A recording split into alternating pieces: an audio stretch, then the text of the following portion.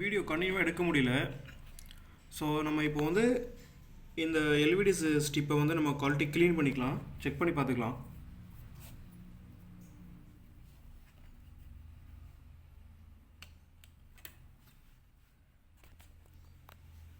ஒரே ஒரு வீடியோ இருக்கிறதுல எனக்கு கொஞ்சம் கஷ்டமாக இருக்குது ஃப்ரெண்ட்ஸ். ஓகே ஃப்ரெண்ட்ஸ், இதில் கொஞ்சம் ஒரு டாட் மாதிரி ஆர்க்கான மாதிரி தெரியுது பாருங்கள் ஃப்ரெண்ட்ஸ்.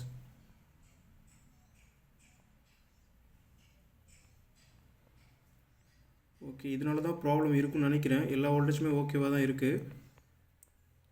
நம்ம இதை செக் பண்ணி பார்த்துக்கிட்டு நம்ம க்ளீன் பண்ணிவிட்டு பார்க்கலாம்.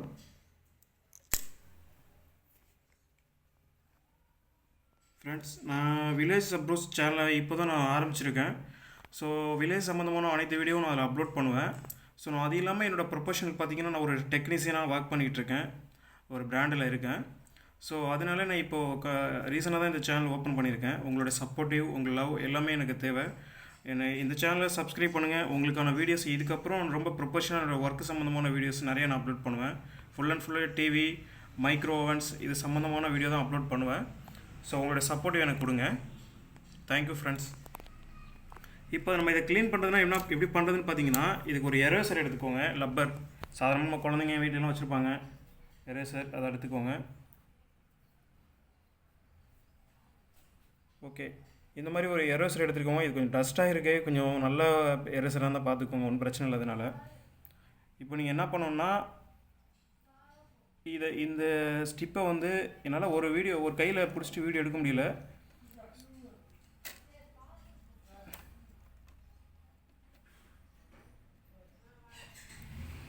இதை இப்படி வச்சுட்டு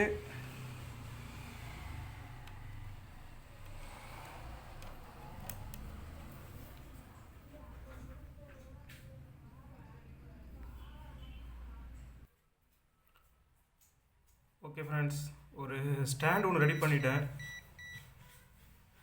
அதனால் இப்போ நான் அதில் வச்சுட்டு அந்த ஒரு டப்பா ஒன்று ரெடி பண்ணி இப்போ ஃபோன் அதில் வச்சுட்டேன். ஏன்னா உங்களுக்கு கம்ஃபர்டபுளாக இருக்காதுங்கிறதுனால. இப்போ இந்த எல்விடி கேபிள் வந்து பார்த்திங்கன்னா இந்த மாதிரி எரேசர் எடுத்துக்கோங்க. நல்லா அந்த கார்னர் நல்லா கொஞ்சம் ரொம்ப ஃபோர்ஸ் பண்ணி எதுவும் தேய்ச்சிடக்கூடாது. கொஞ்சம் மைல்டாக சாஃப்டாக அதை க்ளீன் பண்ணணும். இந்த எரேசரை வச்சுட்டு இது வந்து இப்படி க்ளீன் பண்ணணும்.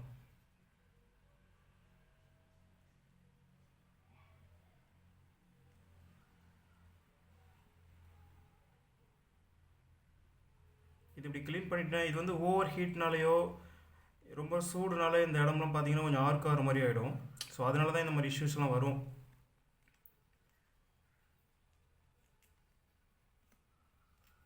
பெரிய இஷ்யூவாக இருக்குமோன்னு நினச்சிட்டு இருந்தேன். பட் ஆனால் இது நம்ம ஆன் பண்ணி பார்த்தா தான் இப்போ தெரியும் இதுக்கப்புறம் அந்த ப்ராப்ளம் இருக்கா இல்லையான்னு. பாருங்கள், ரொம்ப க்ளீன் ஆகிடுச்சு. இந்த பிரச்சனை நல்லா தெளிவாக இருக்குது. இதுக்கப்புறம் நம்ம இதை கனெக்ட் பண்ணிடுவோம்.